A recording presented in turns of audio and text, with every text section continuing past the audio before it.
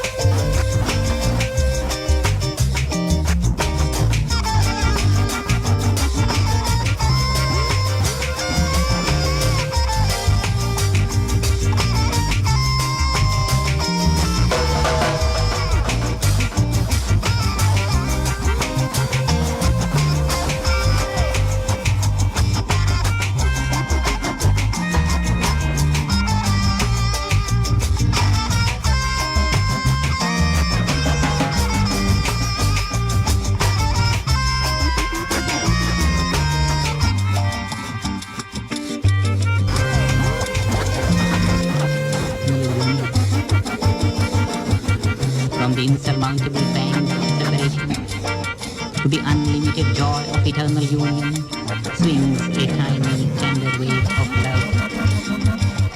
What a miracle God has created in love. Let us live it. Let us be in love and live in love with one another and say to ourselves quietly, let thy will be done. A soft impulse of love is the soul life of a melting heart.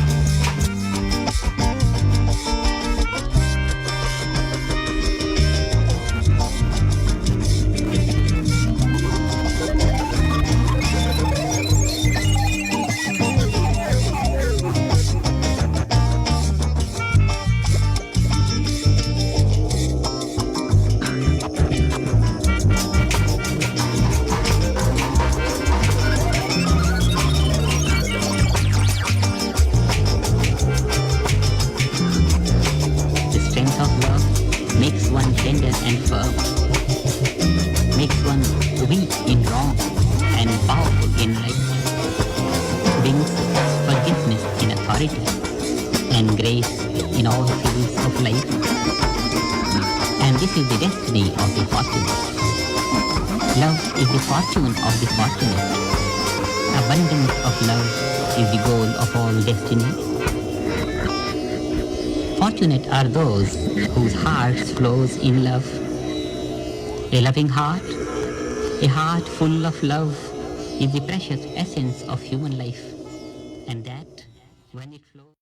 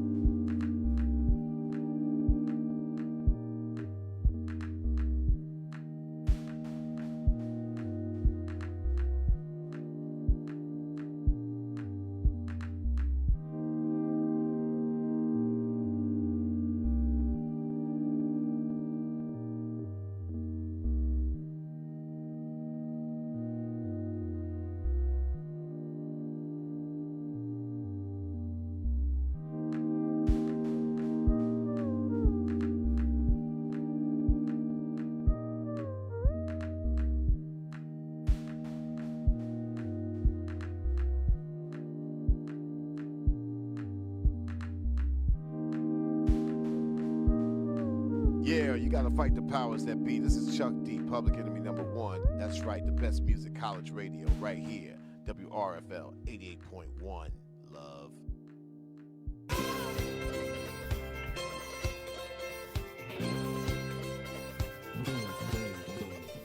From Here to There is a moving and delivery service based in Lexington that offers residential moves, furniture delivery, and long-distance interstate moves.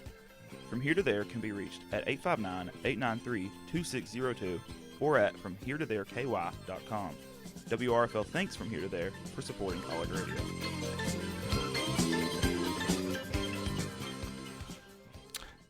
This is Trivial Thursdays on WRFL. Speaking of college radio, that's it. That's us right here.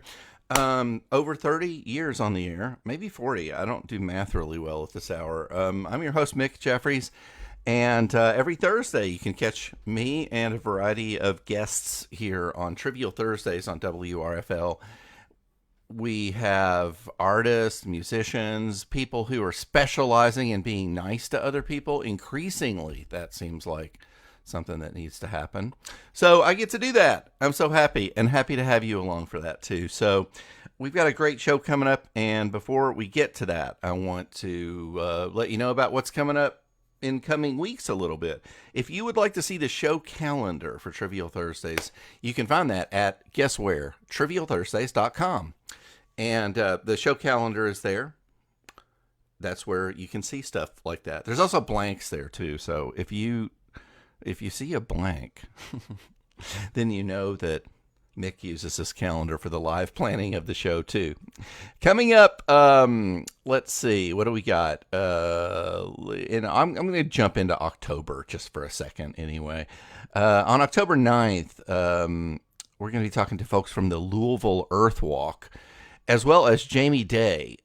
Jamie Day is a professor at Transylvania University who presides, you could say, over the Monroe Musnick Medical and Science Museum, which is one of the trippiest and sort of macabre places you could imagine. So it's good for October.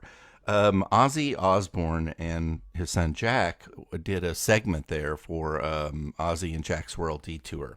You can find that online if you look for it. Let's see. Also looking forward to visiting with, on October 30th, we'll be talking about one of Lexington's finest cultural events, Dia de los Muertos, the Day of the Dead. And also musical guest Charity Gilbert will be here from Appalachia. And can anybody sing a murder ballad like Charity? I'm not sure that they can.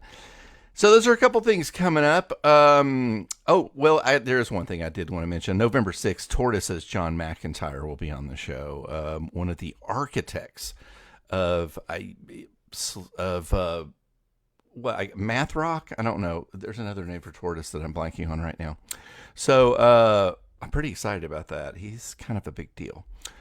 So this week too, we've got a great show for you. And coming up in a little bit here, we're going to be talking with the Carnegie Center. J.D. McPherson is going to be here to tell us about the Burn the Mic series that they have going. And also, what else? After that, Food Chain. Food Chain, who's been around for a good number of years now, kind of reinventing how we get food to people and what kind of food we get to people. Hopefully it's good food. It is. After that, Lexington, I think native, I'm not sure, Jean Donahue will be here. She is a filmmaker who has made several remarkable documentaries about Lexington culture. And she has a new movie. It's called Native Daughter. So we'll be talking to Jean Donahue for a bit. And also, at the end of the show, then, Lee Carroll will be here. Lee is one of the anchors of the Green Room Exchange, along with his wife, Connie Milligan. And they just keep on bringing really cool shows to Lexington. So we're going to be talking to them about that. Los Hermanos Villalobos, I believe, is who's coming next. So there's some good stuff for you. And again, happy to have you on the show. Or, listening to the show. On the show? Yeah, sure. If you feel that way. That's good. What else? You can follow the show. Like I said, TrivialThursdays.com has a lot of, has links where you can follow the show. You can stream it on WRFL.fm, and you can watch the show. If you're one of those people that watches your radio, you can do that on my Facebook page. The show is simulcast there with video. So I guess that's all the business we have, aside from just bringing you a swell show here, hopefully. No. There's always, there's so much great stuff going on in Lexington, and I get upset with myself when I neglect to get every single bit of it on the show. But you can't always do that. So I want to share a couple things with you. One of them is that this weekend is one of Lexington's finest celebrations, Festival Latino, that is at the Courthouse Plaza. It is September 19th from 5 to 11 and September 20th from 4 to 11. This is a lot of people come out for this. It's a swell time. Let's see. So, there's music, there's a giant stage, there's all kinds of cool cultural stuff. And as they like to say, muchas culturas, un ciudad, which translates to many cultures, one city. So that's all weekend. That's coming up this weekend. This is Festival Latino weekend. And let's see, what else did I want to share with you? This Friday, tomorrow, that is, I believe, is Lex Arts Hop, formerly known as Gallery Hop. It's a great chance for you to see all kinds of cool art at a variety of galleries that are open to everybody. Most galleries are anyway, but this time they have snacks. So with that in mind, I wanted to share with you one thing that is coming up. If you haven't been to the Reynolds Building, and you know what the Reynolds Building was, because it's now the University of Kentucky's James Gray Design Building. It's on Scott Street, which is really close to campus, but it's easy to miss. The James Gray Design Building will be hosting a photography show by the Lexington Camera Club, and the opening reception is at Gallery Hop from 6 to 9 tomorrow night. You can go there. You can see some incredible photography by local fine art photographers and just enthusiasts. A really wide variety of stuff there. But here's the thing. You also get to see the Gray Design Building, designed by MacArthur Genius Grant winner Jeannie Gang of the Chicago architecture firm Studio Gang. So, oh my God, that's so exciting to me that it almost chokes me up. Okay, and so anyway, that's just part of Lex Arts Hop. Fun way to spend a Friday night. And what else we got for you? There's one other thing. Oh yeah, I did want to mention... Wait, did I? Hold on here. There's something else. No, that'll do for now. There's just so much going on, which is, kind of cool. In the meantime, what we're going to do here is in just a few minutes, we're going to talk with J.D. McPherson of the Carnegie Center. Couple songs for you before that, though, and there's a bunch of new stuff out in town. When I say new stuff, I mean in town, including... I really love celebrating Carla Gover over this. Carla is a local clogger, bluegrass musician, old-time folk musician, and really just supporter of that whole culture. She's from Eastern Kentucky. She put out a new record a couple weeks ago called Kentucky Queen. And as I understand it, that record has been #1 on the digital folk music charts. And yes, I did say digital folk music. It sounds like a contradiction in terms, but it's not. Okay. So Carla's new album is called Kentucky Queen, and I want you to hear this track from it. This is a track called Hug More Necks, which could be called the unofficial theme of Trivial Thursdays. We'll be back. Stick around. There's more to come here on Trivial Thursdays on WRFL, right here in Lexington, Kentucky. Lose your mind a little, find your soul, kick it right on out of gear and lose control. Don't waste your life staring at a little screen. Get a little dirty and wash your spirit clean. Fry more chicken, break more beans, give more sugar, eat more greens, dance more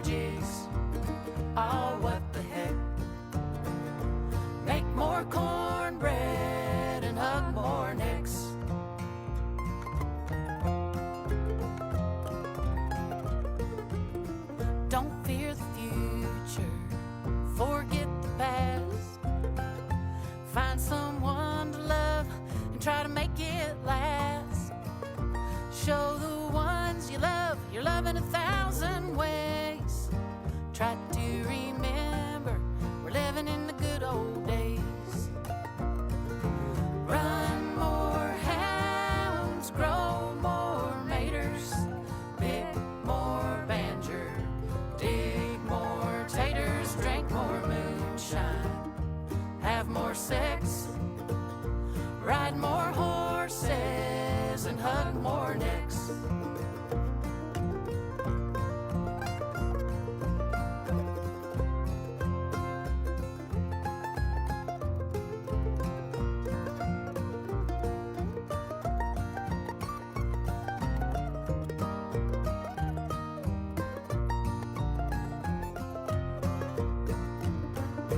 Plant a little garden, it's been said before. Mind what's growing right out your front door. Find the things that make you come alive. You were born to do more than just survive. Fry more chicken, break more beans, give more sugar, eat more greens, dance more jigs. Oh, what the heck? Make more cornbread and hug more necks. Run more hounds, grow more maters, pick more banjo, love your haters, drink more moonshine, have more sex, ride more horses, and hug more necks. Make more cornbread and hug more necks. Ladies and gentlemen, Friday nights only, 6 to 8 p.m. The Phantom Power Double Hour, brought to you by the most powerful tag team in college radio, the Phantom Powerhouse. I can't think without this. You know him, you love him. It's Uncle Bill! Let me tell you something. I'm your ever-loving, ever-beloved blue-eyed Uncle Bill. The subterranean silverback baby getting on with the getting on. And can we get a round of applause for Cousin John? Woo-wee! It's your Cousin John Clark. We are going toe-to-toe on the radio. Forget the rest, you're listening to the best. The Phantom Power Double Hour, only on 88.1 WRFL FM.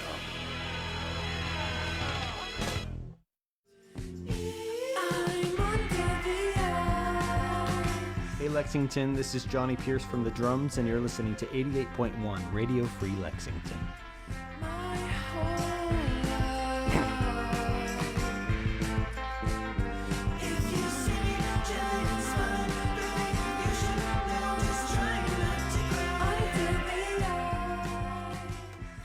This is Trivial Thursdays on WRFL. I'm your host, Mick Jeffries. Happy to be here with you on a lovely, lovely day. I am joined by JC McPherson of the Carnegie Center for Literacy and Learning. Welcome, JC. Welcome to the show. Good morning, sir. How are you? I'm good. And yourself? Doing all right? You know, I woke up this morning, Mick. I thought you maybe woke up just like 5 seconds ago. Okay. Yeah, just details, right? Well, so, you know, I'm kind of in the same shape, so I won't ask you any math questions. That's something I struggle with, I think, in the mornings. You are you at your place, or are you at the Carnegie Center? And tell us about your role at the Carnegie Center. Are you there? Yep. Okay, my screen has just gone completely dark, so I have no idea what's going on. Okay. Do you want to talk about the Carnegie Center some and what you do there? Well, I am the building manager at the Carnegie Center. I deal with safety, the safety liaison with the city. I am one of the co-founders of the Kentucky Black Writers Collaborative, and I am the founder of our Burn the Mic series, which is returning tonight. Now, that's something you guys... I do it all, Nick. I do it all. It sounds like it. And so this has been going on for a while. We've had Burn the Mic on the show before, but has it been on a little bit of a hiatus? I feel like maybe that's the case. We took 3 months off, just to reload because we do a lot of programming around here between me and Claudia Lovemeyer. It was just dealing with some burnout, needed to recharge the batteries, and especially in light of everything that's going on in our world today. Yeah. So we took some time off, which luckily it gave a window for Lavos, which has just started a spoken word series, to come in for those 3 months and use the space in the Carnegie Center to get their reading series going. And they're actually relocated and are calling home the Levy Collective now. So that's a great matchup that happened. My screen is back. Yay! Is now the Levy Collective, where is that based, out of curiosity? Is it here in Lexington? Yeah, it's on North Limestone. Okay. Yeah, I was curious because I spent some time in Whitesburg, and they have something called the Levy down there, but I think it's a performing venue. Sorry to confuse. So let's see. The Carnegie Center, for those who may not know, there are varieties of branches, but but you're not all connected necessarily. In other words, there's Carnegie Centers around the country, I think. But they're completely their own entity. And the Carnegie Center here in Lexington, which exists in what was at one time the public library, I believe. Yep, Lexington's original public library was located in this building. The building got the seed money from Andrew Carnegie, and I guess loosely we're part of that nationwide Carnegie family, but there's no official link up between us. Yeah. And the Lexington Carnegie Center, which is, again, in beautiful Gratz Park, it happens to be on just kind of one of the most sort of, I don't know, you could say traditionally venerable locations of Lexington. I'll just say traditionally venerable. But it's just such a wonderful piece of land and an incredible building there, to say nothing of what happens inside of that building, some of which is tutoring, I think English as a second language activities. Help me out here with some of the you help mentor writers who are writing working on maybe their first novel. We have an award-winning tutoring program, which yearly it wins awards for its ease of access, the quality of tutoring. We have people who are in the process of writing books and they need help and they need guidance. We have one-on-one mentoring that we offer. And if you're a member of the Kentucky Black Writers Collaborative, you can actually take classes at a very discounted rate, which is one of those an incredible deal that I encourage anybody who's a part of the KBWC to take advantage of. I mean, like some of the most incredible writers, not only in Kentucky but nationally, frequent this place. So yes, absolutely, it's an incredible deal. Every time I talk to someone from the Carnegie Center, I'm reminded of the rich literary tradition that is home right here in the Bluegrass. And I think maybe there was a time when I was maybe a little surprised by that. Was there a time that you remember realizing that there was an incredibly rich literary tradition here? That's weird because I've been a member of the Appalachian Poets since I was 19. Oh, fantastic. And I'm 50 now. So that literary tradition has pretty much been evident to me my entire adult life. It's not until I go outside of Lexington, go outside of Kentucky, and I encounter people who celebrate just how rich that tradition is in the Bluegrass, and it's pretty vast. So, I didn't know you were an Appalachian poet too. That's Frank Walker. I think is he the guy who sort of started all that? Yeah, he's the founder of the Appalachian Poets. I've known Frank since I was a kid, so he's always been more of a big brother to me. It's like when people are bringing up like Frank X Walker and celebrate him, I'm like, yeah, that's Frank. That's just Frank to me. Yeah. But if it wasn't like for Frank's presence and just his drive and between him and I mean Nikki Finney, Kelly Ellis, Gerald Coleman, Crystal Wilkinson, I mean it just goes on and on. Without their footprint in Lexington and just what they've been able to take not only regionally, nationally, internationally.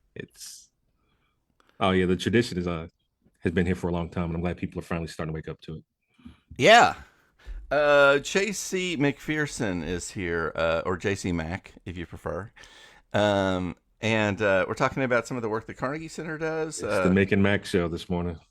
Yeah, I like that. You'll have to come back every week. Is that all right?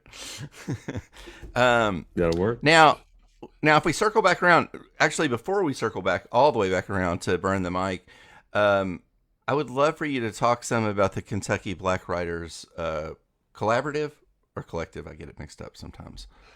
It's a collaborative. Yeah. I used to get it mixed up myself all the time. So how would you contrast that with, say, Appalachian Poets, which I know is sort of more of an invitation kind of thing, whereas this maybe works the opposite way, where can anyone be in that organization, and what are the benefits of doing that?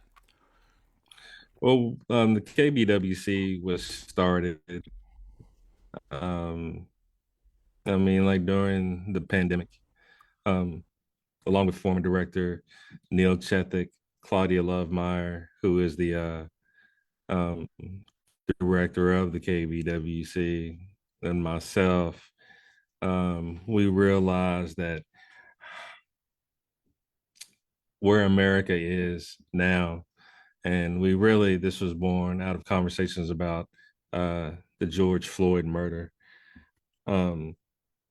We realized that even with Kentucky's great literary tradition, that in a lot of ways, the Carnegie Center had not addressed the needs of the Black literary community. And that's something that we wanted to change. It's not something that was going to happen overnight.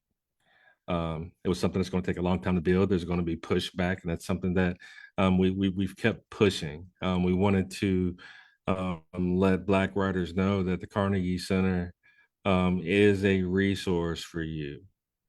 We welcome you at every stage of your writing development, your performance development. You always have a home here. So it's really important to us. It's a really important endeavor for Claudia Love and I, and we just want to keep pushing it. How have you seen it grow over the years since its inception?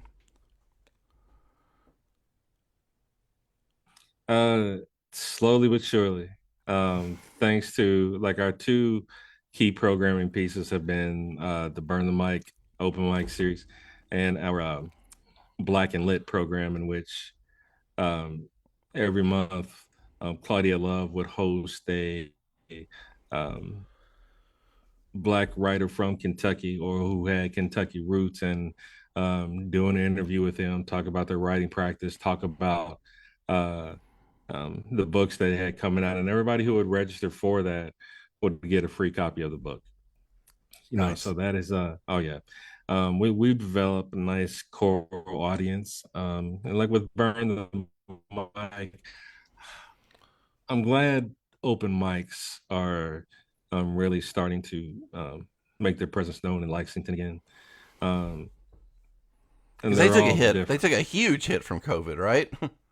Yeah, they did. Yeah, they did. And then they're starting to, and they're starting to come back now, and they're all different. Mm-hmm. And one of the things that sets Burn the Mic apart is that it's really intimate. I mean, it's in our library room. couches, comfy chairs.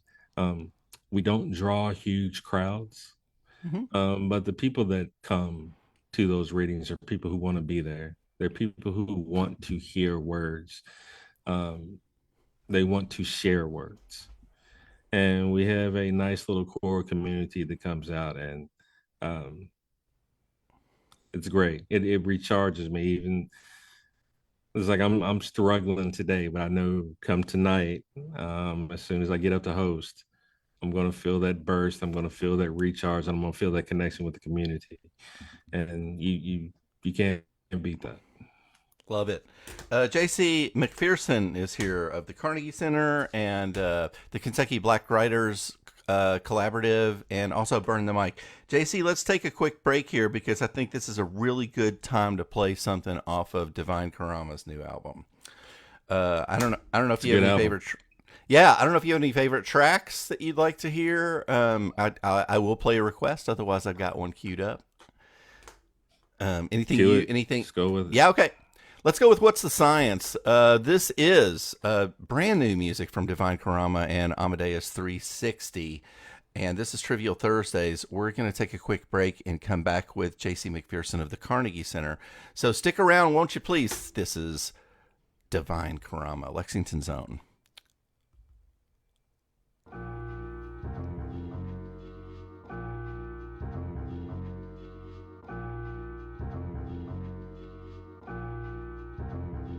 Ladies and gentlemen, ladies and gentlemen, ladies and gentlemen, ladies and gentlemen, brothers and sisters, ladies and gentlemen,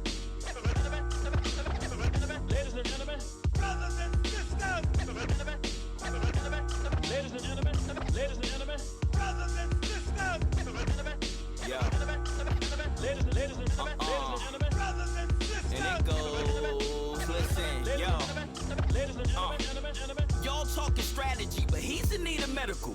I'm living reality, y'all speaking theoretical. Y'all dropping knowledge, but Karama is knowledge. What's the point of food for thought if all them dishes ain't edible? Y'all standing on business, but is your signature legible? You smoking a square, but telling me to eat vegetables? You drop science like you clumsy with a beaker. Divine is science, pick the DNA and features. I am the actual action item to your think tank. Stove guy, Hovenize, the only spot that he rank.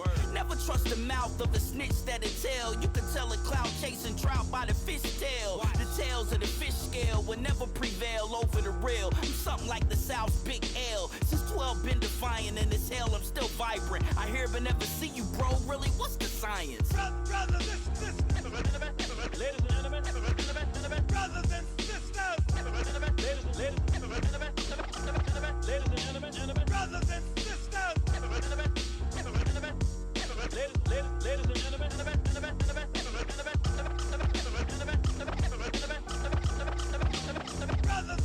they put you trafficking off the steps and blasting the tech. Have a match to the death that have a lasting effect. As long as your rap streams climbing, they don't care if black kings dying. They monetizing black death. Go to hell for the dough, but not jail for your pole. I seen a lot of gangster rappers go and tell on their foes. I wanna come to your shows, I wanna buy all your records, I wanna cop all your merch, but all you selling is your soul. I seen conscious rappers that don't really love community. Be the first ones hating, but on stage flowing unity. What's the point of quoting random facts in the statement if it doesn't translate to practical application? I'm saying, it's that graffiti on the train car. Yeah, that new version of Gangstar. Stop dropping knowledge if you brothers don't apply it. Go look in the mirror, ask yourself what's the science. Brothers and sisters, ladies and gentlemen, brothers and sisters, ladies and gentlemen, ladies and gentlemen, brothers and sisters.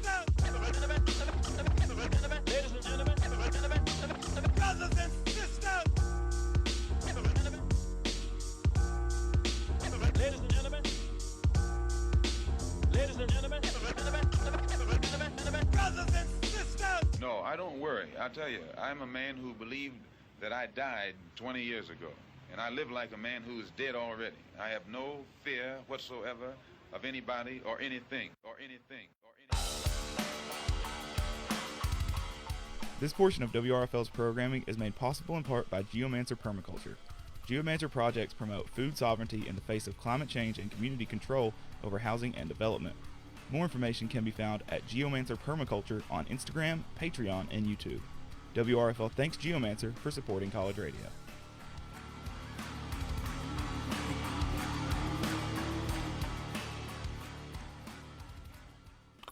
1031 here at WRFL Lexington. I am Mick Jeffries, your host for Trivial Thursdays.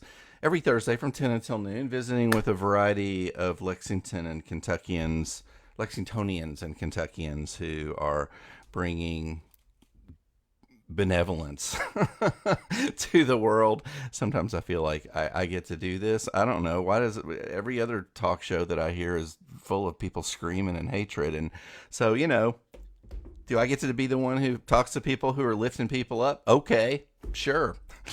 JC McPherson is here from the Carnegie Center, for instance. Nice to have you here, sir. And Burn the Mic, it's back. Yes, it is back. Now, I'm glad it's back. This is like, can you compare it to, so we talked about open mics before, but there's also things called poetry slams. Do you want to differentiate between those things at all in the context of Burn the Mic? Well, poetry slams are competitions. Okay. You have people who judge the poets, usually over a 3-minute poem, and we have actually held in the past on Juneteenth poetry slams. So that's more of a competition. I'm sorry to mean to interrupt. They were good. They were really, really good. Right. Well, whereas, like what we do is it's an open mic. Anybody's welcome.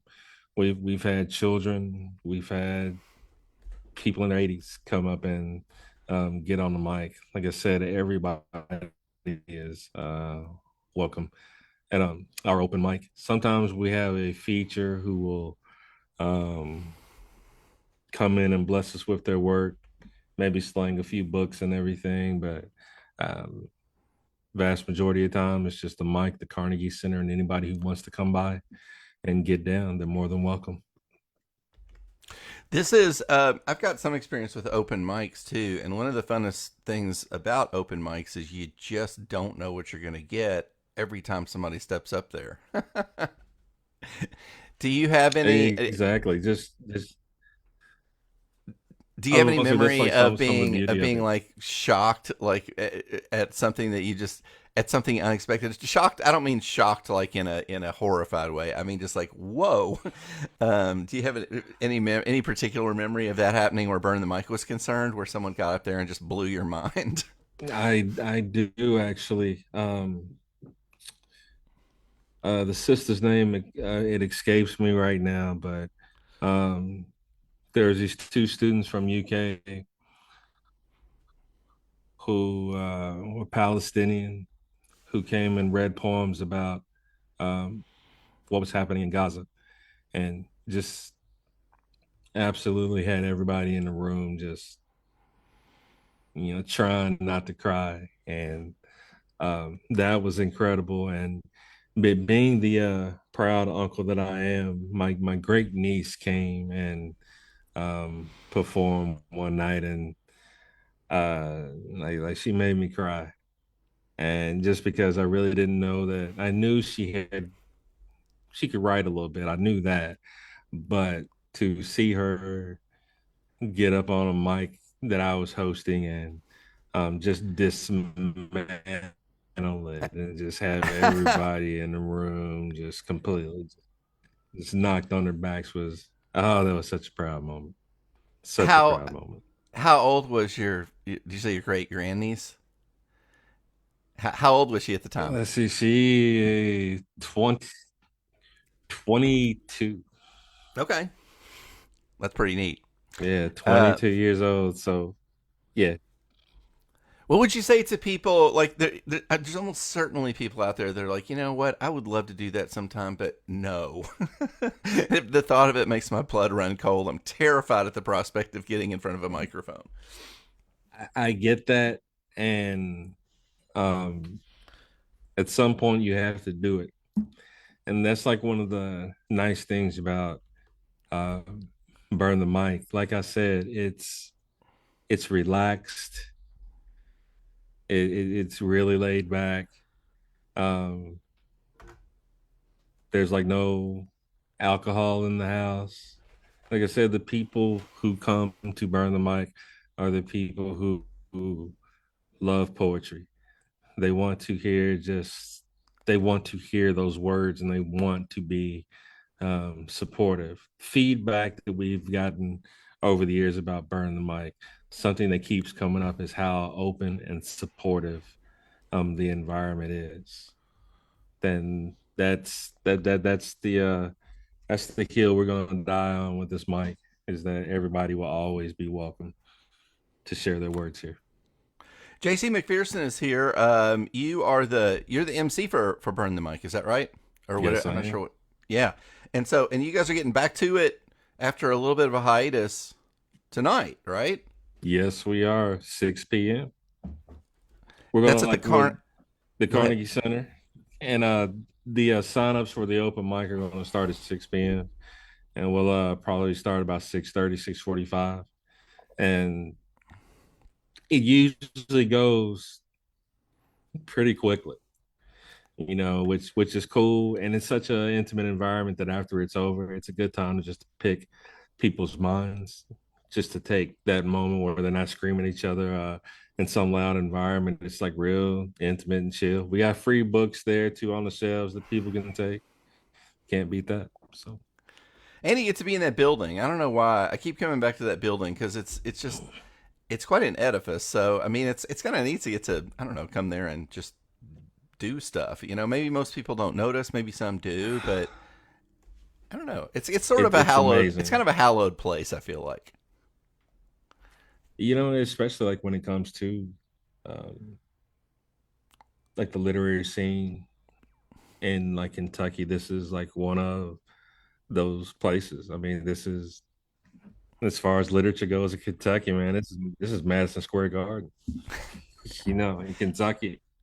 That is a good way of putting it. It's an amazing place, and like I said, we have Burn the Mic taking off tonight, and I know tomorrow for Gallery Hop, Accents Publishing is going to be in the house. They're going to have big reading, going to be selling books with Accents Publishing.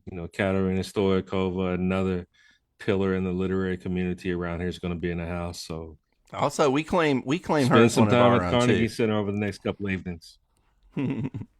Katrina has been on the show many times, course, and we claim her as an RFL person. As you should. I've been on her show a few times. Right.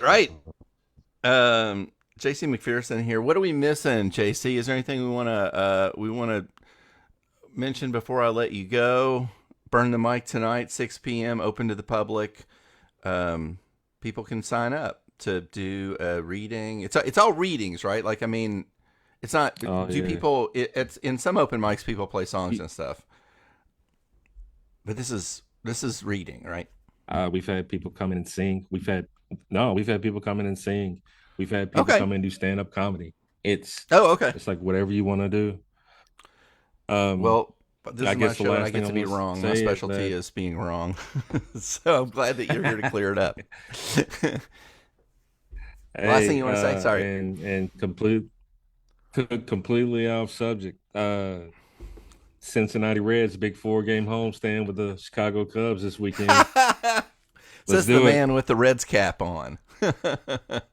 Right on. Rumble. Oh my gosh, look at you, that giant arm tattoo. Fantastic. That's right. JC McPherson, thank you for participating in the Mick, I had a good time with you this morning, man. In the Mac and Mick segment of the show. Come back anytime. And I'm sure you'll have a swell time tonight. Best wishes for that. Maybe get to hear some new voices, and maybe get your head peeled back a little bit by somebody you didn't expect. That's always so fun at open mics when that happens. It always happens. It always happens, man.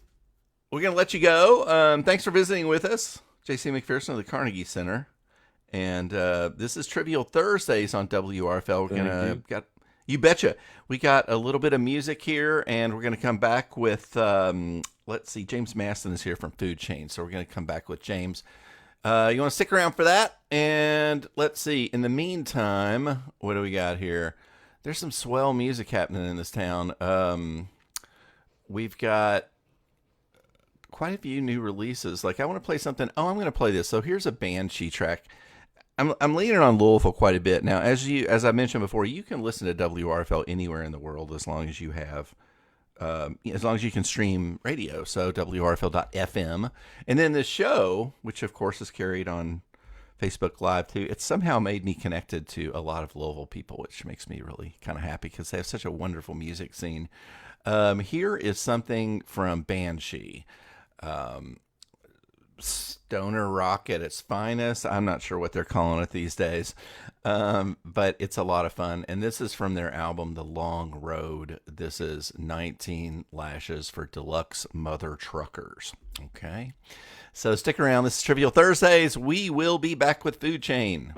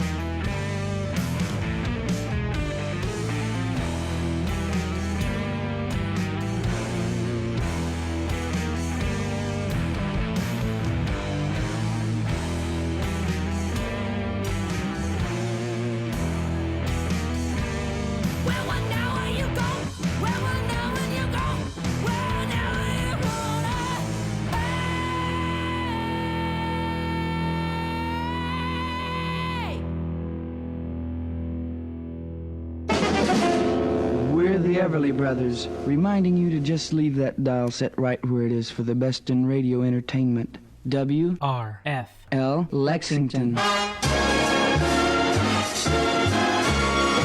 Oh my gosh, how did we get that promo? I don't know. Because if you know me, you know that I absolutely adore and worship the Everly Brothers. So that promo makes me super happy. This is Trivial Thursdays on WRFL. Happy to be with you on this Thursday morning. Music there from Banshee, from Louisville's Banshee. They're just such a sledgehammer. Two of them are extraordinary guitar players. And you get to hear some of that. Every time they put stuff out. That was from their most recent record, I believe, The Long Road, 19 Lashes, special radio edition of that, 19 Lashes for Deluxe Mother Truckers. And so they do some touring too. You can keep an eye on them on Bandcamp if you're interested. Let's see. So coming up a little later in the show, we're going to visit with Jean Donahue, the filmmaker who has strong Lexington roots. And she has a new documentary called Native Daughter. And also Green Room Exchange's Lee Carroll is going to be here. They've got a show coming up, Los Hermanos Villalobos. Oh, good, I got it. That's coming up at the Opera House downtown, I believe. And but right now, James Maston is here from Food Chain. And WRFL has been checking in with Food Chain since their inception, I do believe. So I'd love to welcome James to the show. James Masson of Food Chain, please join us in making welcome. Hi there. How you doing? Hello. Doing well. How are you this morning? I am just fine. Thanks for being on the show. Welcome to Trivial Thursdays. Thanks for having me. Can you talk about, let's talk about Food Chain, because I go back as far as Becca Self with Food Chain on the show. Yeah. And Becca, I believe, was considered kind of the founder, or the godmother of Food Chain. I don't know how she'd feel about that. I don't know what Becca's preferred title is, but she was definitely, we'll call her mother of Food Chain. So we go back to 2011. So Food Chain is a nonprofit here in Lexington. We're located in the West 6 Brewing Building.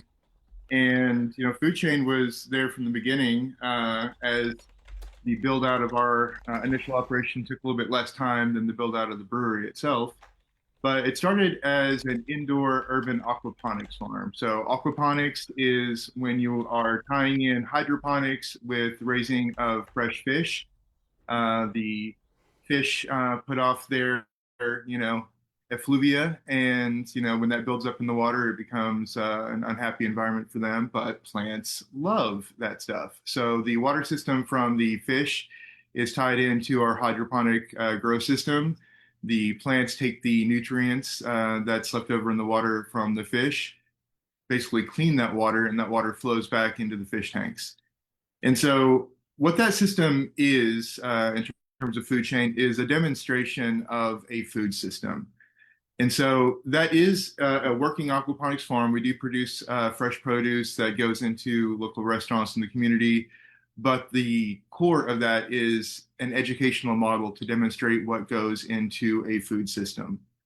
And, in our environment, a lot of people that live in urban environments really have no idea what it takes to create food. Food just kind of appears, and the backstory behind it is kind of, lost.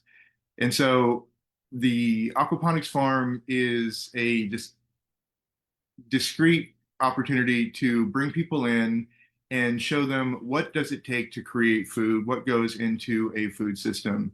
And beyond that, setting up an urban aquaponics farm is a demonstration of one area where you can create a sustainable food system in, an environment where you don't normally think about agriculture.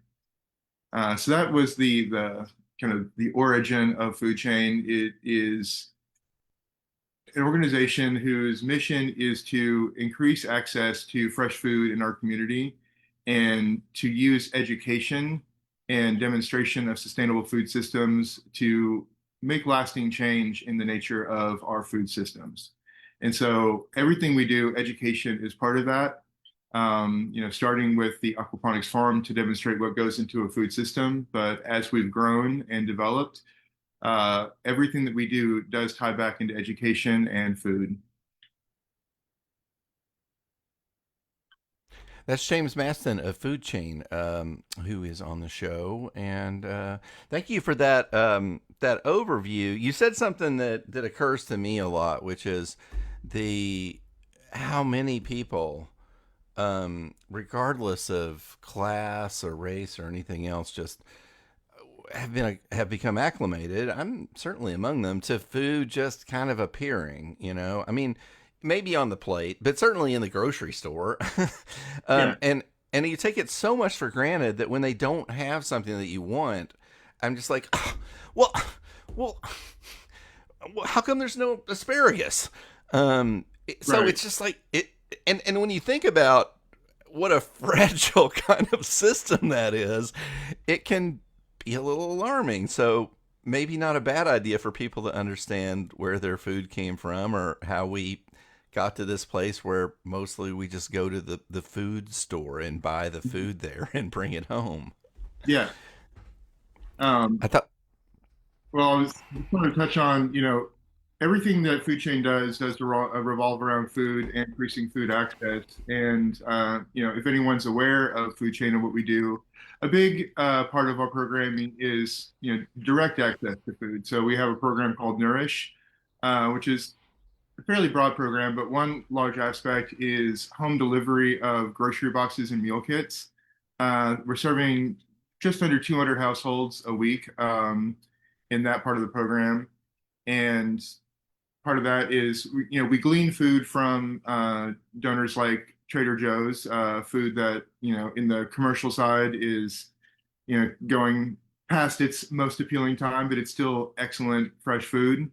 And another huge area for us is being able to connect directly with local farmers. And we get amazing access to what we call seconds and surplus. So seconds being, that butternut squash that has the twisted neck that doesn't, fit the ideal picture of that produce you see in the grocery store. So farmers have a difficult time finding an outlet for that produce. But it's beautiful produce. We can get it from the farmers at a fraction of, the top tier price. And that provides income to the farmers that may not have had an outlet for that product.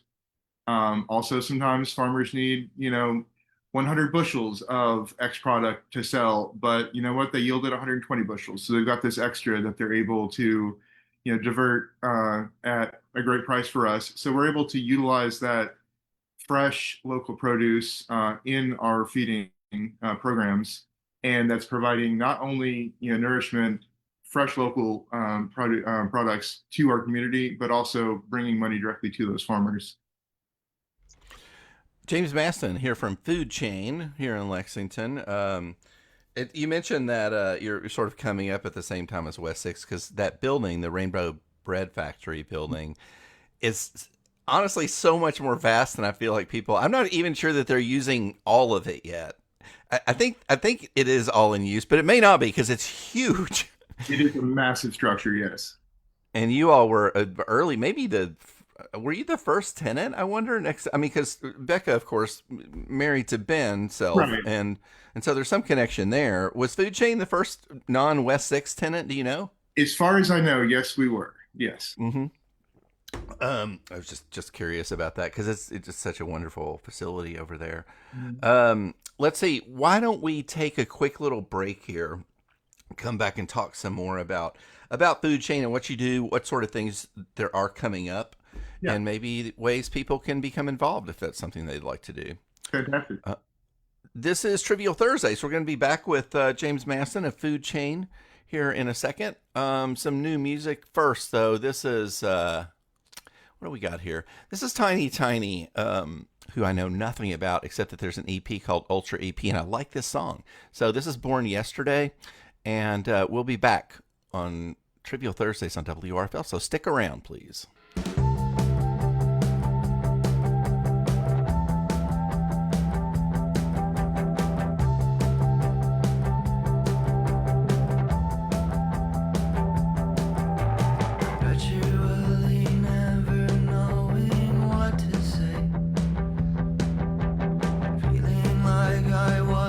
Sometimes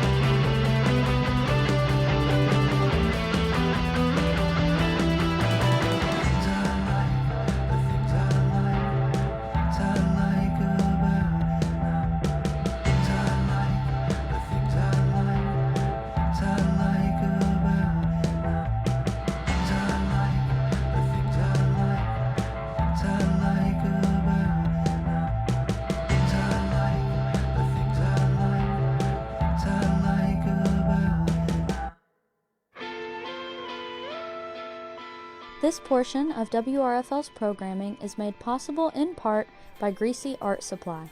Greasy offers art supplies such as paints, pencils, sketchbooks, and more. Greasy is located at 138 DeWeese Street in Lexington. More information can be found at Greasy Art Supply on Instagram. WRFL thanks Greasy Art Supply for supporting college radio.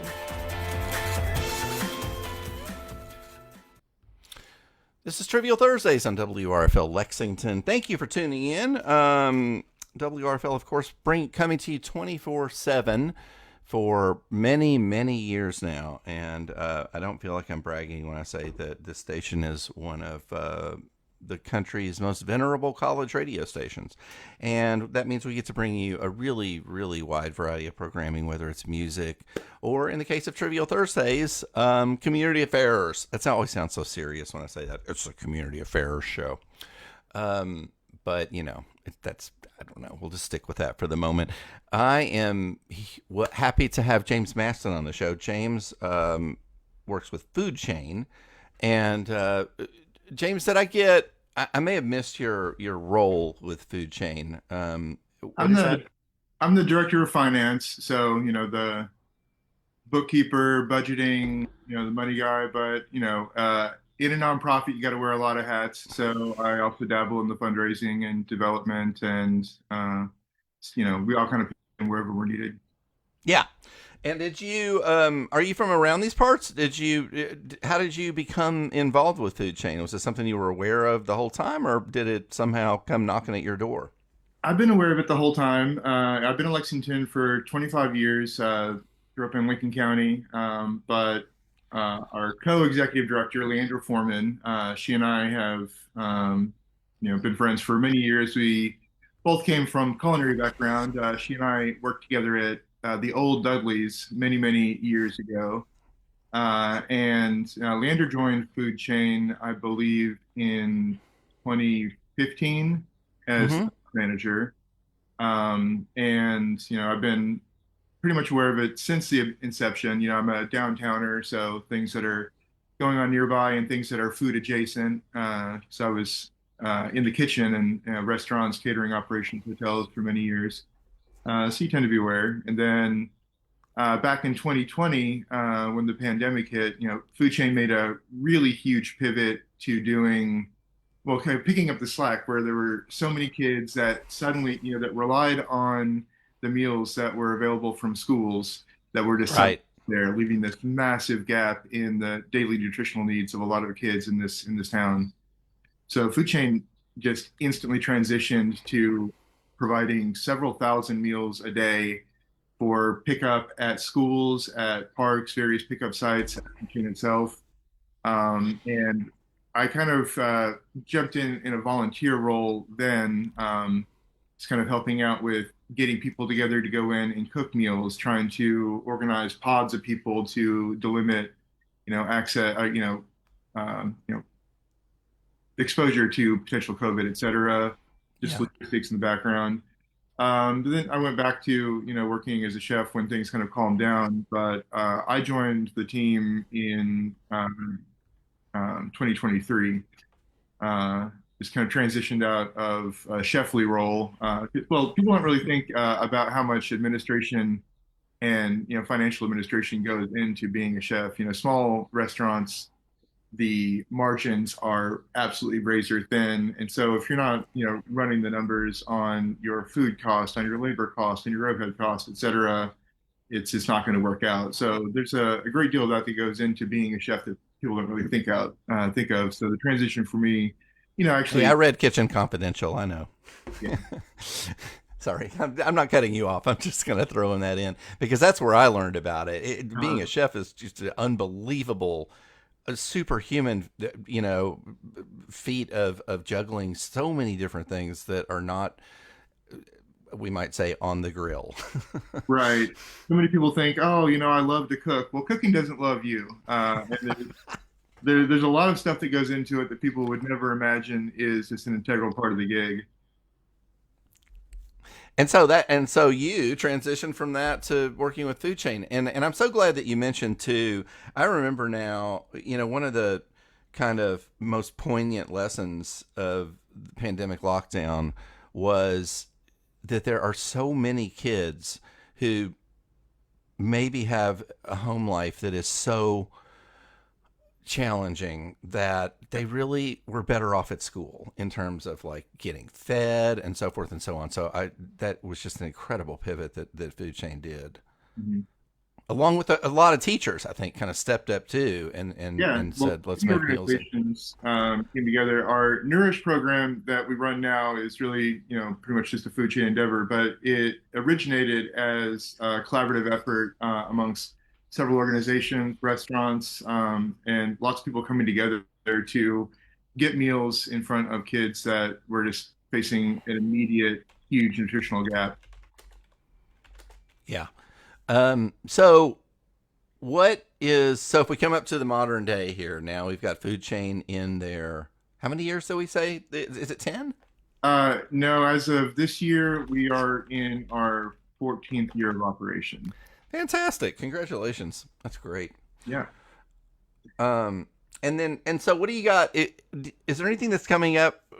Well, I guess what I want to say and ask is, can people become involved in Food Chain? If there's anyone listening that hears something about this, that they're like, that sounds great, I would like to do that. Are there ways to be involved with Food Chain, or is it more a sort of front-facing thing that... There are so many ways to be involved. The partnership that we have with our community is what makes it all work. Our volunteers, our partner organizations, there are so many ways that, we have our staff, we have our people that are in there every day, but the volunteers and the engagement with our partner organizations, it is massive. So ways that you can get involved, there are so many ways. Of course, nonprofit direct giving is always a thing. We have an upcoming fundraiser actually in partnership with 21C Museum Hotel next week. It's called Harvest. We put on a huge fundraiser in the spring at Fasig-Tipton called Feast. That's really something special you should look into. We are currently building out a neighborhood green grocery. Talking about activation of the West 6 space, the oldest part of that building was the last to be kind of redeveloped. And that's part of our space. And we are developing a neighborhood green grocery. The area we're in is one of the largest and most longstanding food deserts in this town. And so we're building out a neighborhood green grocery, still working out the exact, plan of offerings, but the crux is to be offering local fresh produce that we're leveraging from farms, being able to leverage Kentucky Double Dollars for people that have access to benefit programs. And, also like sundry items, if you need food, you also need toilet paper, you need baby formula, you need diapers, some of those things. So we're looking at launching that probably first quarter of next year. There's lots of opportunity for involvement in that as it comes up. Day to day, our volunteers, people that come in and help us do food sorting from food donations, people that run delivery routes for our Nourish program, people that come in to help us with food processing in our processing kitchen, people that help out on the farm. There are so many ways to engage. On Food Chain's website, we've got great links to show exactly what opportunities are available. Corporate groups can come in together as part of their corporate engagement. Lots of ways to jump in and help. That's James Maston. He is the financial director. That sounds wrong. Is that right? Okay. That's it. For Food Chain. And so much good being done by your organization. That must feel good to be involved in. It does. It absolutely does. It's hard work. I'm not going to lie. It's definitely hard work day by day. But, sometimes in certain jobs, sometimes you have to think about the why of what you're doing. And just to be honest, sometimes, like a lot of times it comes down to, well, I'm all right at it and I need a paycheck. In this work, when you're having the hardest day, you can stop and think about, what the end effect of that work is and what it does for, the course of other people's lives. And, that's a really big lift in the why of what you're doing. Yeah. I was wondering when you were talking earlier about how much your all's roadmap has maybe changed or been adapted due to a variety of, these cuts that we keep seeing happening in all kinds of ways that would appear to not be so great for people who are already in precarious situations. Have you all had to kind of realign yourselves in any way to sort of attempt to maybe aim yourself at that target? Absolutely. There's, the recent developments in this kind of the grant funding environment has been incredibly difficult for many nonprofits. Fortunately, Food Chain has an incredibly robust financing structure for a lot of our programming. One of the things that's important for us is when we're looking at the program we're offering, it can't be entirely dependent on just one thing, because when you offer a resource to your community, you have to think about the sustainability of that resource. If you offer a resource and it's there one day and it's gone the next, and they're sitting in a dependency perhaps in that moment on that resource, you can't be fickle about it. And so we do try really hard to be broad and robust in our financing structures.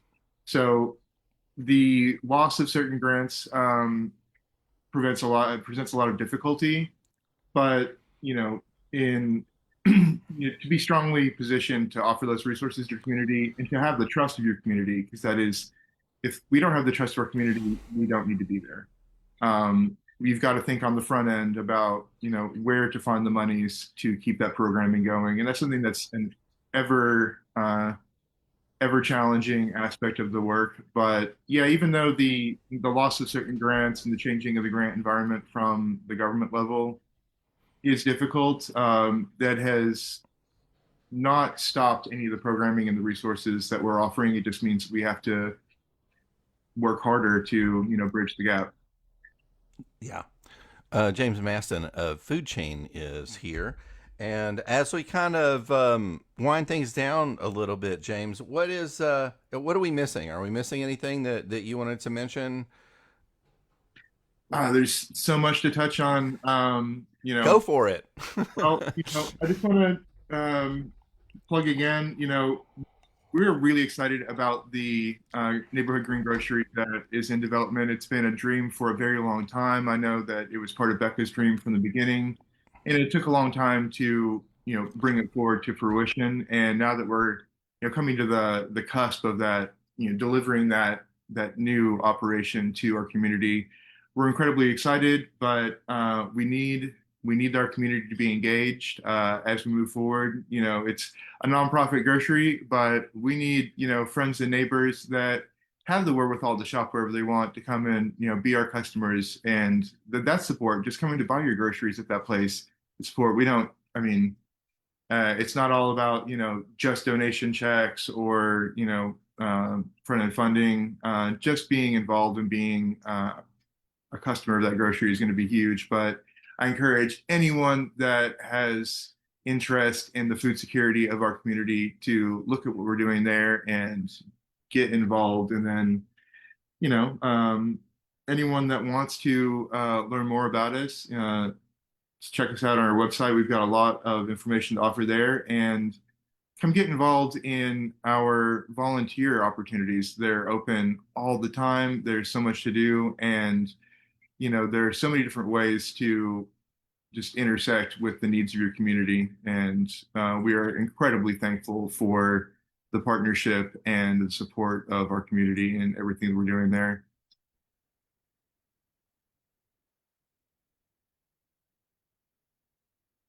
You're muted, Mick.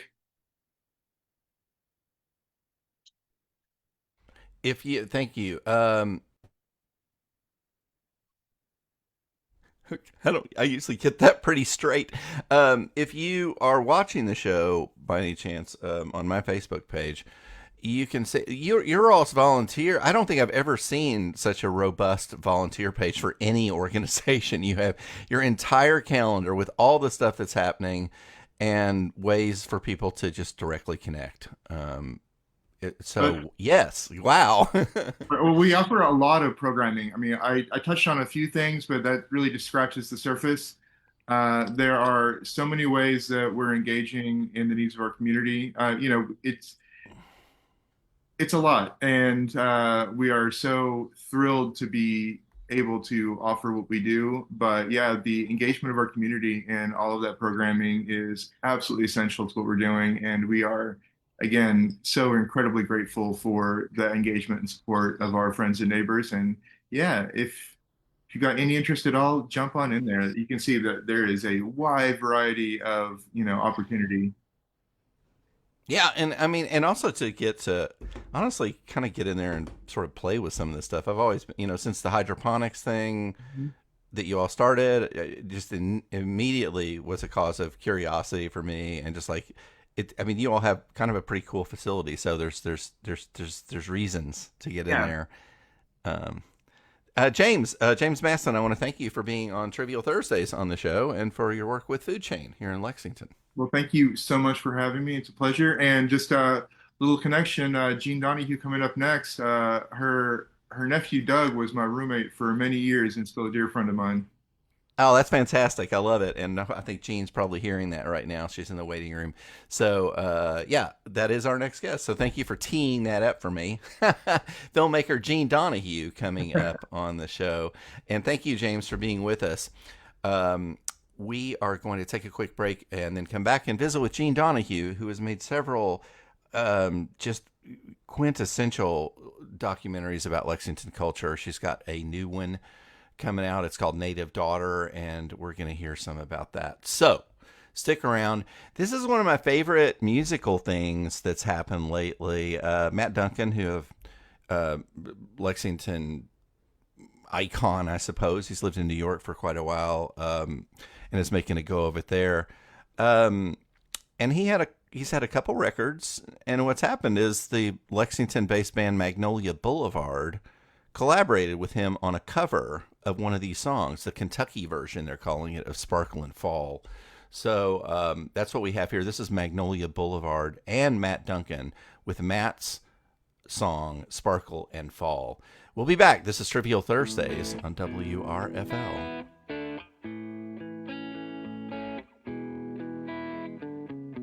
Saturday, there's a parade for the forgotten names, and there's no telling when it's going to stop. Spent a number of years talking beer, now the flags look at me over like a cop. You always sparkle and fall, you ain't so pretty, and I ain't climbing at all in Emerald City. There's something wrong with it all, it's such a pity. There's something wrong with it all. Every day is a parade of I forgot their names. We were friends, we shared a lot of loose talk. Got the ghosts on the road, still heading for the coast to carve their name into a piece of rock. You always sparkle and fall, you ain't so pretty, and I ain't climbing at all in Emerald City.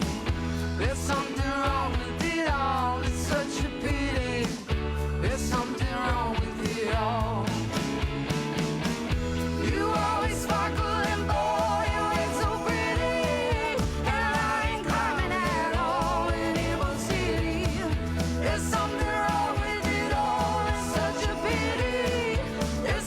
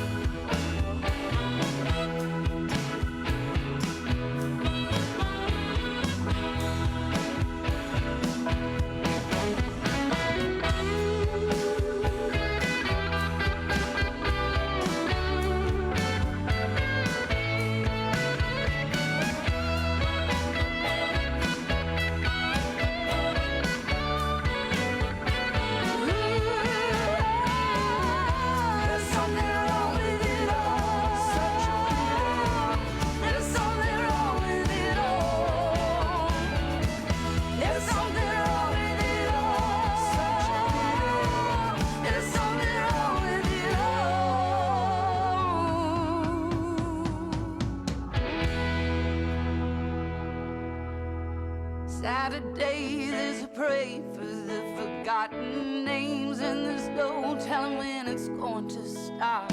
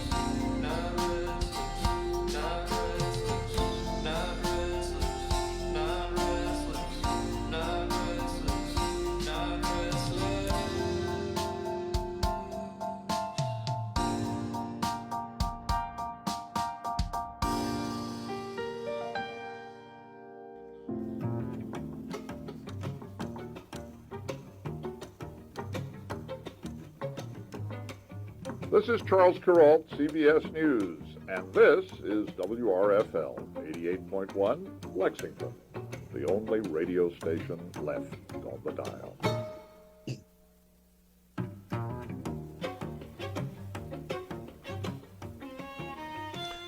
And this is Trivial Thursdays. I am your host, Mick Jeffries. Every Thursday from 10 until noon, visiting with a variety of Lexingtonians and Kentucky-connected people doing good things for the world. Let's see. We heard something. I want to talk about the Jam Cats compilation. I don't know a lot about it, but there's a University of Kentucky organization called Jam Cats. It's a regular open mic, and they have released a compilation called, maybe not surprisingly, the Jam Cats compilation. We heard Sam Gonser there with the track Not Restless. This compilation is full of just about every genre of music you could imagine. And I don't really know how to get it, but they do have an Instagram account. And if you're interested, you may be able to find out more there. That's looks like it's Jam Cats Club all smooshed together. And that is where they exist there. So in here, again, that was Sam Gonser with Not Restless.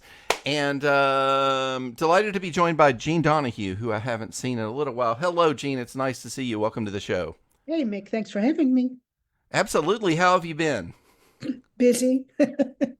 You're always busy. Come on. The life of an independent filmmaker is not one of leisure. Am I right? No, it's not. No, it's not. Yeah, I finished a film about this time last year called Love Through Darkness. So immediately finished that and started editing Native Daughter. So it's been a full year. Let's talk about a little bit about your career. You're part of an organization, or maybe the principal of the organization. Working title, is that right? No, it's well, working title. That's a Hollywood group, media Thank working you. group. I knew it Yeah. seemed a little bit too familiar. Yeah. Thank you. Actually, I think George Harrison started working title. I'm not sure, but Okay, yeah. so Media Working Group Yeah. is it. Can you talk about Media Working Group a little Well, bit? it's a nonprofit media production and education organization. We founded it in 1987, Wow. Okay. and we have You founded it the members. same before WRFL, actually, Yeah, or right about well, the same time. we're old, uh, but but we have members from all over the country, and we help produce feature films. We help produce documentaries, international projects, and it's there solely to facilitate independent producers to do their work because it's a tough business, as we know. Well, and yeah, just to circle back around to indie filmmaking. On the one hand, the bar has been lowered so much with the advent of a variety of digital technology. People can make movies with equipment that used to be absolutely beyond their budget. Yeah. At the same time, though, and I say this as the friend of a number of independent filmmakers, the money raising kind of never ends. I feel like, would you Yep. say that that's true? Absolutely. And since let's say since 92, the foundations have become very limited into what they want to fund. And I think Southern filmmakers have really suffered from that. And so which my theory is that if Southern culture isn't represented in the national kind of media ecosystem, they start feeling separated. And I think that's happened over a number of years, and I think we're suffering from it right now.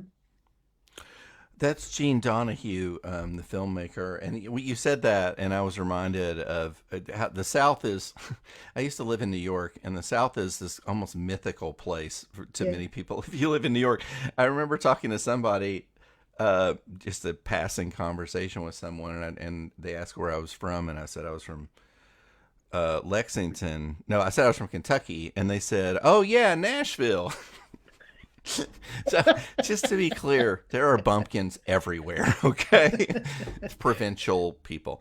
So, Well, listen, that reminds me of why I made The Last Gospel of the Pagan Babies, yeah, because people from the Northeast and the Northwest couldn't believe that there were gay people in Kentucky, and two, that there had been a long-running gay community in central Kentucky since the Civil War. So that's really why I made The Last Gospel of the Pagan Babies. It was in the middle of,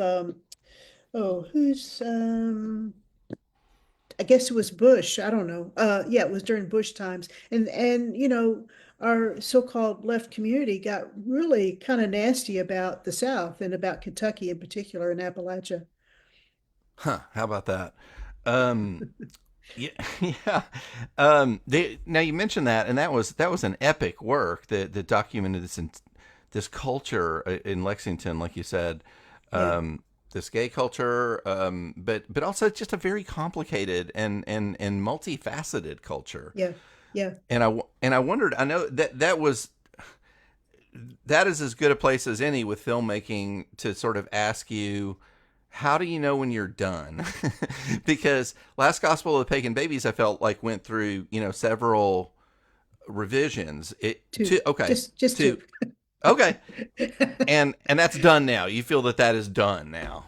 Well, it's never done when when you have folks at the Faulkner Morgan Archive digging up more and more new stuff and more artifacts. So it's really hard to say, okay, we've done our bit, and if something else comes around, then maybe we'll start something else. But and that's one of the reasons why I started Native Daughter in a way, is because there was this whole story about what it's like to grow up in Kentucky as a young lesbian, really smart girl, and what that meant for a life's trajectory. You know. Jean Donahue is here. She's a filmmaker. Her newest film is Native Daughter. And Lexington is, remind me, are you a native Kentuckian? Because you've lived a number of different places. I think you're back in the South now, I'm right? an Army brat, so Kentucky became our first real home where we actually stayed. But I grew up in Louisville, came to Lexington to go to school, and stayed about, I guess, 10 or 11 years, and then moved up to Northern Kentucky for various reasons. But yeah, no, I'm the 10 years that I was here was incredibly intense and wonderful. So it's marred me for life. That was the time that was kind of the time of the pagan baby stuff. Is that right? Yeah. What is it that how long has filmmaking been on your mind, if that makes sense? Well, I started. What brought you to it? Well, political activism, frankly. I don't know if anybody remembers, but a number of students got arrested in 1979 or 78 for demonstrating against the director of the CIA, Stansfield Turner, who had come to town, and 9 of us were Iranian students. And so there was a protest at the University of Kentucky, and we were all arrested and treated very badly by the judiciary here. And I realized that everything that was coming out on the news was like from one specific point of view. And I was at the same time had co-founded an artist cooperative called Creative Forces with Kathy Reese, and started hanging out with people who knew about video, like my now partner Fred Johnson and Robin Foster from Vanderbilt University. And we started converging on weekends with all this equipment that was coming from Cable 10 in Frankfurt and Vanderbilt University. And I learned how to use video, playing with that equipment and with those people. And so the messaging that I realized that I could make through our own media, the independent media community was still a little bit young. And so that was my interest. It was like, okay, we can message things as well, you know? And so that's when I started getting interested in documentary. I really started out as a video artist, but I moved into documentary pretty quickly. That's Jean Donahue, the filmmaker, who is here with us on Trivial Thursdays, and happy to have you here, Jean. It's nice to see you again. Thanks. And to think about and talk about the work that you've done and that you continue to do. Thank you. Let's take a quick little break for station business, and we will be right back with Jean, and we can talk some more about Native Daughter. So stick around, everybody. This is Trivial Thursdays. There's more to come, and we will be right back. This is, okay, let's see. I'm going to play a Nick Teal song. So this seems about Nick Teal, also from Louisville. This is from his Still in Limbo album, and it's called Rectangles. We'll be back.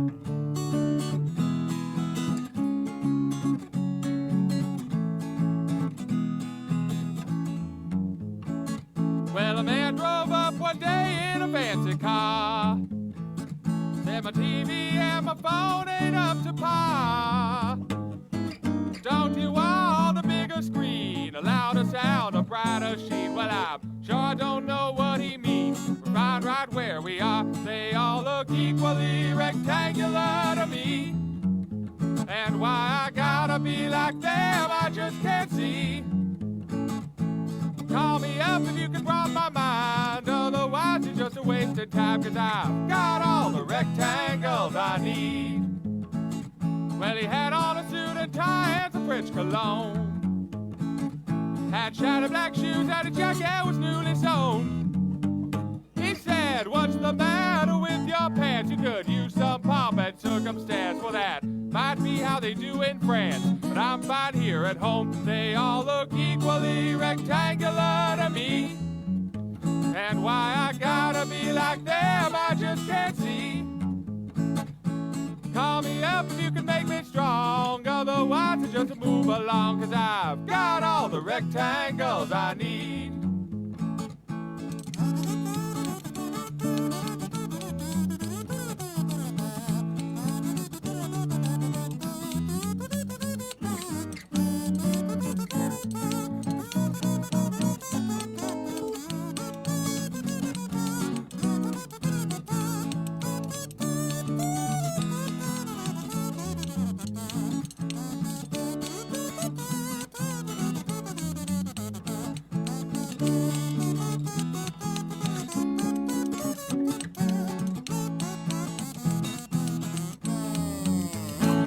Well, he told me, son, I got some news for you.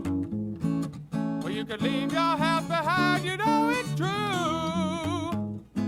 You can be living in the lap of luxury, but just check the map. Well, it all seems like a load of crap. From a bird's eye view, they all look equally rectangular to me. And why I gotta be like them, I just can't see. Call me up if you can hold my skills, otherwise it's just an empty thrill, 'cause I've got all the rectangles I need. Yes, I've got all the rectangles I need.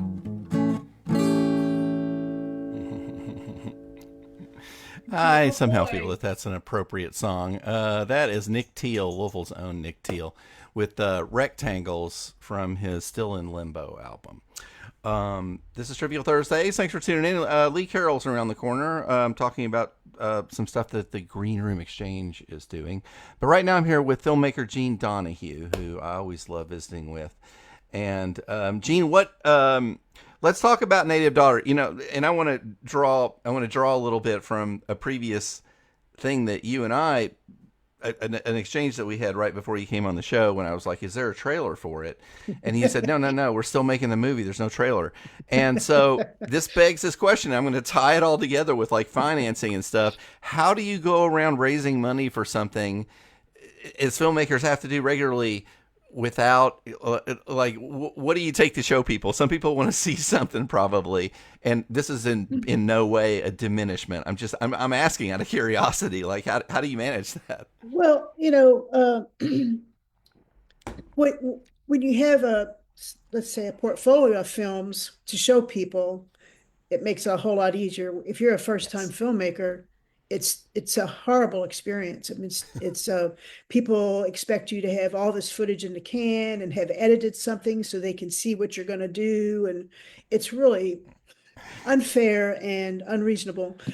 So I think most of the fundraising for this project really came out of my film Under the Southern Cross and The Last Gospel of the Pagan Babies, because I think people have they have built. I have a confidence from them that I'm going to deliver something interesting and maybe good. And frankly, it's not easy to raise money around gay subjects. Even though in Lexington you might think it is, but it's not. And especially if you're from Kentucky, and that your project is cited in Kentucky. Like I was saying before, a lot of funders, national funders, foundations just don't believe you. And so if they do believe you, they really don't care, because everybody's mad at Appalachia and Kentucky because they think we, supported Trump and all that crap. But so, it's complex. And so I have to really depend on individuals and friends, and Just Fund Kentucky's been very supportive of my last film and this film, and Native Daughter was, for the most part, started with Kentucky Foundation for Women funds, And so they've been very supportive. And so, it's piecemeal and it's difficult. And thankfully, I have an organization like Media Working Group to kind of support me in the process. Not that I get paid, but when I need money to pay for a motion graphics person, I can borrow, from a project pool. Wow. So yeah. So anyway, that's kind of how I cool. do it. Yeah. Let's talk about with the we have a few minutes remaining, so let's talk about Native Daughter some, the story of it, what led you to it, what you're excited about.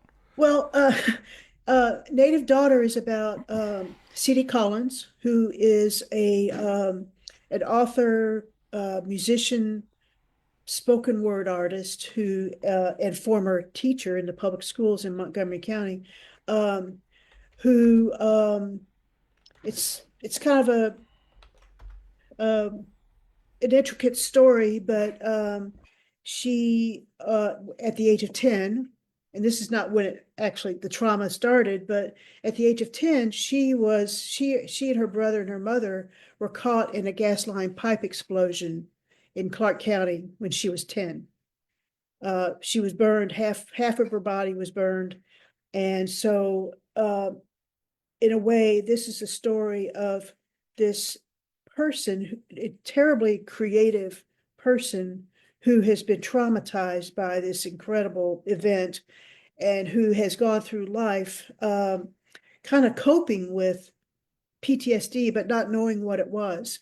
And that's not the only trauma. I mean, there's a lot of stuff that happened to her as a young girl and woman, and so I'm trying to lay out this life of this incredibly creative person, C.D. Collins, and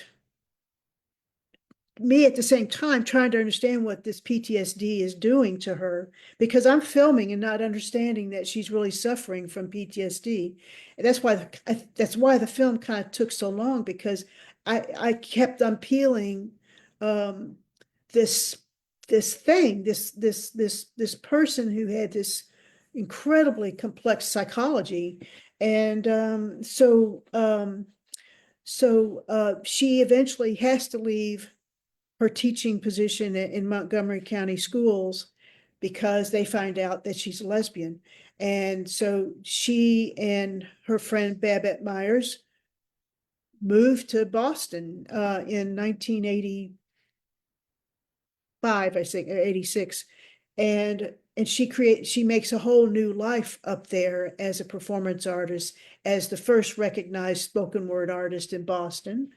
We were talking about spoken word poetry. So she's created a life there, but also has maintained a life in Mount Sterling, Kentucky, maintaining a little farm that she didn't inherit it. She got it out of the settlement from the gas line pipe company. So this is the story of how it all unravels, and how her writing and her music and her spoken word performances are an incredible piercing of a terrible incident or that caused her lifelong PTSD. And so we see her going through how she's coped with that and what kind of cutting edge treatments that she's been doing, and also celebrating her work. You hear a lot of her words and you hear a lot of her music in this film. And so I guess to tell you how I actually started it, Fred and I were shooting a film about farming in Kentucky, and I knew that she had this little farm that she had been trying to keep in her possession, and it was becoming polluted because of tenant farmers or leased farmers using Roundup and all this stuff. So we kind of started a conversation about farming, and then I started realizing what an extraordinary individual this person is. That is Jean Donahue talking about Native Daughter, her in production film her latest film. It will be after- finished by the 16th. Really? Yes. Wait. The It 16th premieres of on the 16th of October. Okay, where's it? No, where's it premiering? Well, the Kentucky Theater. Well, that's really important. I'm glad that we October didn't miss that. 16th. Yeah. October 16th at the Kentucky, where a number of your films have premiered, which is That's pretty right. cool. Yeah.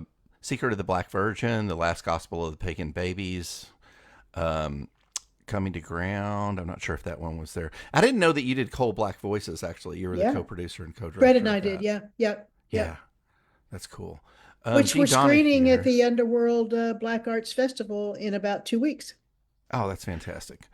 Let's see. So what are we missing, Gene? I'm just about out of time, but I always love talking to you, and it's your new project sounds exciting. I have a question, which is, and this again comes from my I don't know, friendship with a number of independent filmmakers, and I was curious. If you see a really good documentary, I may have asked you this before. If you see a really good documentary, it seems like the story just unfolds organically. But I feel like you, the filmmaker, actually have to find your way through all the material to tell a story, to find the story. Yep. And I assume that's maybe harder sometimes than it is other times. How difficult has it been to find your way through the life and multifaceted aspects of C.D. Collins to make Native Daughter, if that makes sense? It's pretty difficult, and to try to pull out a story, a thread, because people's lives don't always make sense, and so to try to find that thread of what's most important to me as a filmmaker. Or so it's not always apparent when I'm shooting. It's not always apparent what's going to stand out, and I think that's what took me so long, is that this stuff kept surfacing that I thought, well, we didn't talk about that, CD. These are conversations. Well, what? How? Why didn't you mention that in an interview? Which is my fault. But so you'd find a thread, and I consider myself an editor. I mean, I love shooting, but I love editing. And this film was actually edited with Kelly Baker, who is a sound designer in Portland, who coincidentally did sound design for Gus Van Sant, 7 films of Gus Van Sant. And so I'm really lucky to be working with him. But so it's kind of an inexplicable process. Well, that explains why I'm not in independent filmmaking, apparently, because I could never get the explicable out of it. Gene, thanks so much for being on the show. I always love visiting with you and hearing about the projects that you have going on. And look forward to, you said October 16th? Yeah. At the Kentucky Theater. Yep. A big to do. Yours in the past, they've always been big to do. So I look forward to seeing that. I hope too. so. Come see it. Absolutely. Gene Donahue, the filmmaker, thanks for being on the show. Welcome. Much appreciated. Her Thanks new for film having me. coming up. Absolutely. Is Native Daughter. That is the grand premiere of that. Is at the Kentucky Theater next month on the 16th. So we will catch up with you sometime soon, if not then. Okay. All righty. Absolutely. See you. Okay. Yeah, this is Trivial Thursdays. We're going to take a quick break and come back for a quick little visit with Lee Carroll of the Green Room Exchange. And so do stick around for that. They've got a cool show coming up, and he's going to tell us all about it. So with that in mind, I'm going to take a quick little musical break here and come back with a little bit more Trivial Thursdays. So stick around, if you please. We will be back. Right now, though, this is music from, what do we got here? A little something from, I never tire of Small Batch doing True Love. From their True Loves EP, that is, doing the Gene Ritchie Classic Jubilee. We will be back right after Small Batch, so won't you stick around?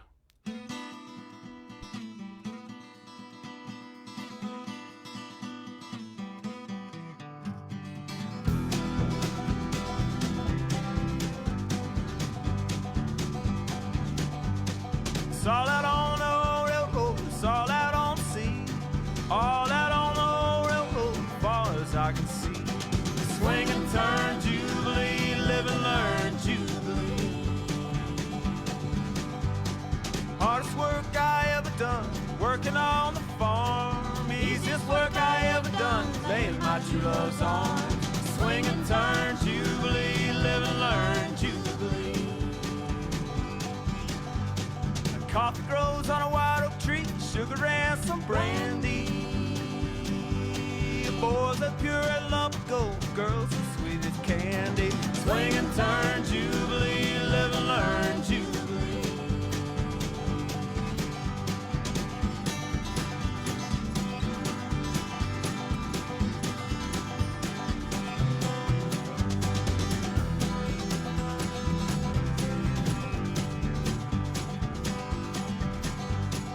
If I had me a needle and thread, fine as I could sew, I'd sew my true love to my side, down the creek we'd go.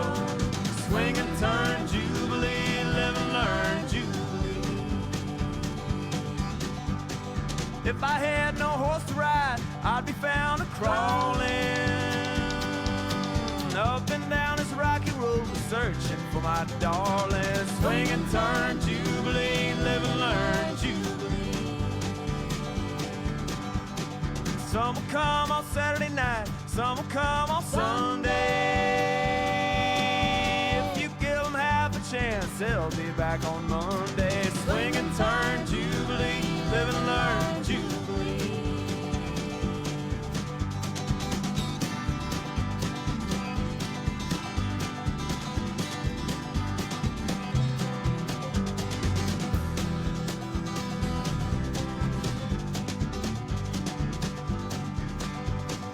I won't have no widow man, neither will my cousin. You can get such stuff as at 15 cents a dozen. Swing and turn, Jubilee, live and learn, Jubilee. All out on the old railroad, all out on the sea. It's all out on the railroad, as far as I can see. Swing and turn, Jubilee, live and learn, Jubilee. Swing and turn, Jubilee, live and learn, Jubilee.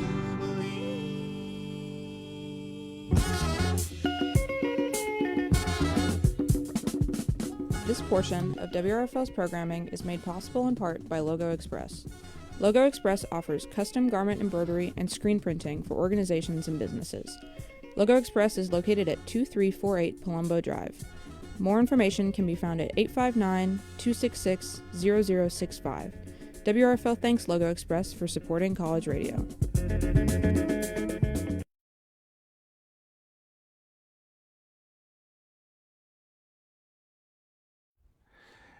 This is Trivial Thursdays on WRFL. Happy to be here with you on the show.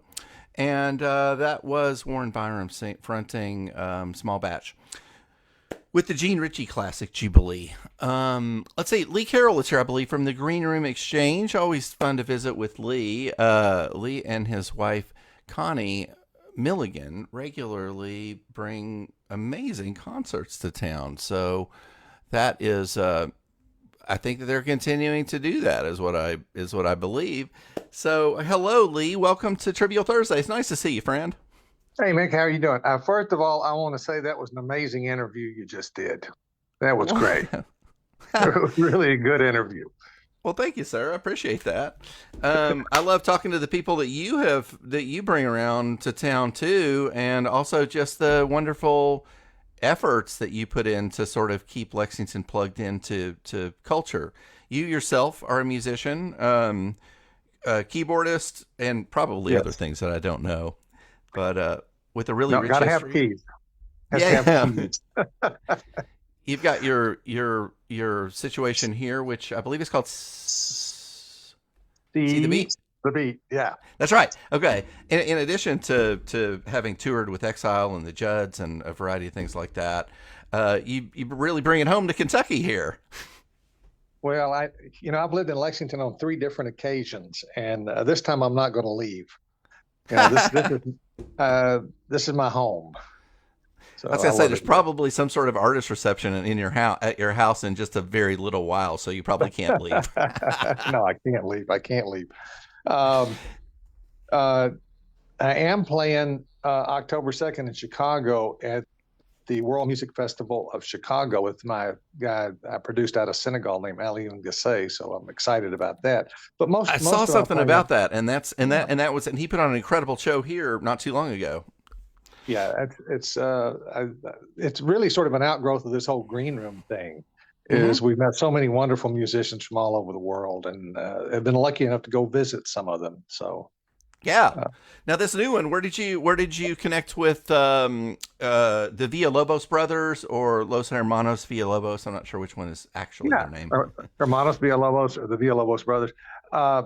Last year we attended Global Fest at Lincoln Center in New York City, which is every January, and we heard them perform and were really knocked out by the band. So we worked and finally were able to get them here. The reason we brought them here is because it's Hispanic Heritage Month. Excellent. And we were very lucky to get a grant from the 250 Lex committee, which is celebrating Lexington's 250th anniversary. And with that grant, we've put on 3 concerts highlighting important populations that have contributed to the culture in Lexington. The first one we brought Kodo drummers from Japan and did a show at the Singletary in February. The next one, we were at the Lyric Theater with Gandharva, a Carnatic traditional Indian music group. And then this is our third one, which we're doing in conjunction with the Latino Festival, which is Friday and Saturday. And then Sunday, this is sort of the last event of the Latino Festival this year. That's fantastic. Now, this is the Lexington Opera House. Our first show in the Opera House. Yes. Oh yeah, how about that? Yeah. And have you spent much time with the brothers and gotten a sense of them as people or musicians? Only on the phone, but the guys are so nice, and it's just I can't wait to meet them. They're coming in Saturday, and we're going to go over to the Latino Fest and get them up on stage to introduce themselves to everybody and they're excited to be coming here. We've never brought anybody here who didn't want to come back to Lexington. And that is a feather in our cap in a lot of ways. I hear that from time to time from music, from people who put on concerts and stuff. We're a good audience. Well, it's a great community of creative people. We're here in our little blue bubble, and it just feels pretty good. Right. That's why I'm not leaving. Yeah. I am so sorry that we didn't have more time, but I have a track from the Hermanos Villalobos, which should key everybody in. Now, if they want tickets, what's the best way for people to get tickets for this? Well, the easiest way to remember is go to greenroomexchange.org. There you go. And that's got background on all the stuff you all do, which is increasingly a lot. Yeah. So, again, I feel like it's just a flash here, and I'm sorry we didn't get to visit more. I guess I should apologize, but we'll just do the best we can. And so I do want to play this track that you sent me. So is there anything do you know? This is, let's see, where did it go? There it is.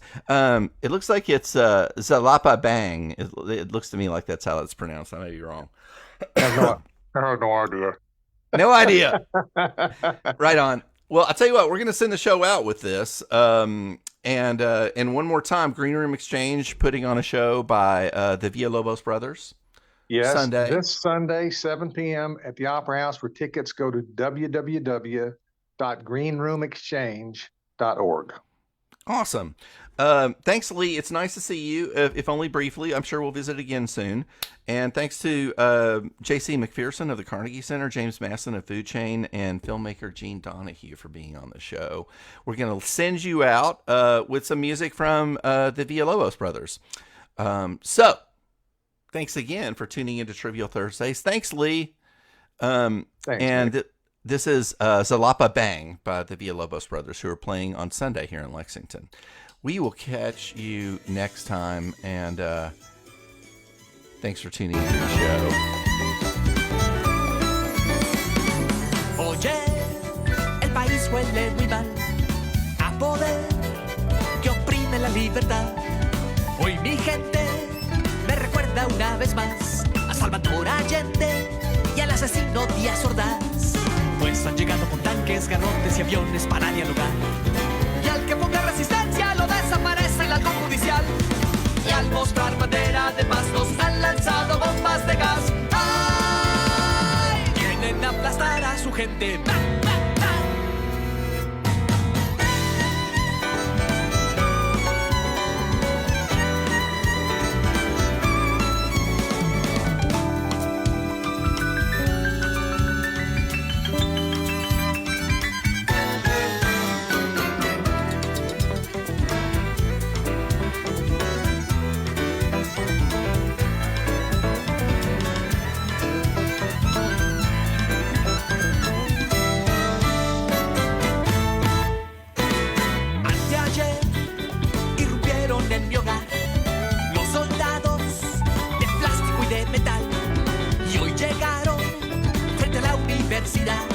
Y pisotearon barricada y dignidad.